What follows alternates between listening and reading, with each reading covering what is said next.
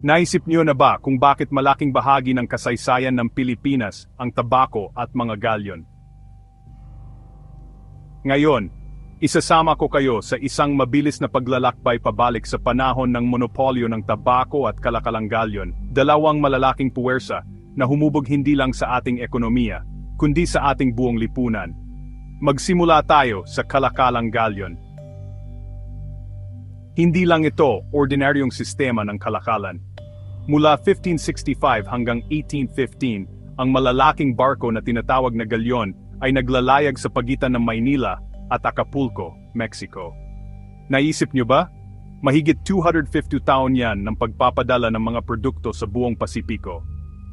Papunta sa Mexico, ang mga galyong ito ay puno ng mga kayamanan mula sa Asia, telang seda ng China, porselana magandang tela at, siyempre, tabako mula sa ating sariling lupa.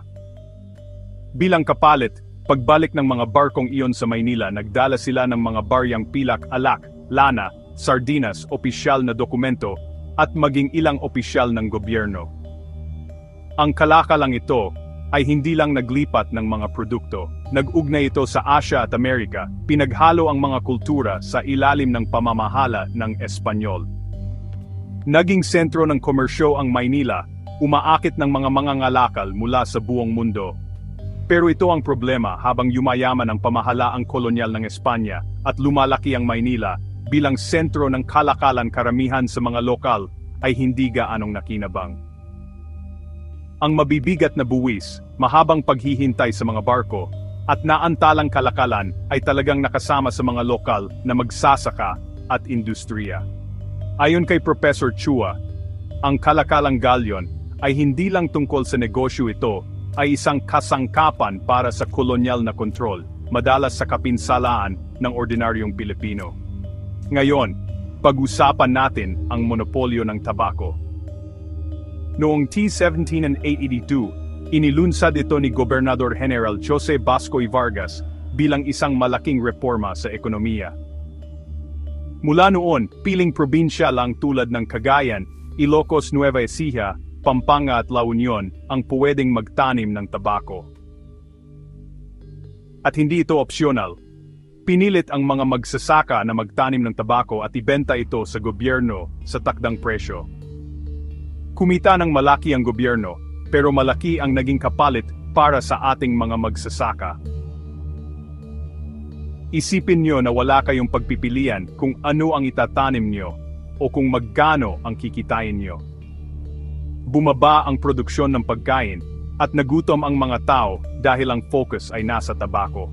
Ang korupsyon, panloloko at panunuhol ay lalong nagpalala sa sitwasyon ng mga lokal na magsasaka. Ang pagdurusa ay nagdulot ng paglaban. Nagkaroon ng mga pag-aalsa at noong 1816, maging ang mga sigarera, mga babaeng gumagawa ng sigarilyo ay nagwelga. Kilala ito bilang ang unang naitalang welga na manggagawa sa kasaysayan ng Pilipinas. Sa bila ng lahat ng hirap, nakilala ang Pilipinas sa paggawa ng dekalidad na tabako sa Asia at lumago ang ating ekonomiya. Ngunit hindi maitatago ang madilim na bahagi ng monopolyo.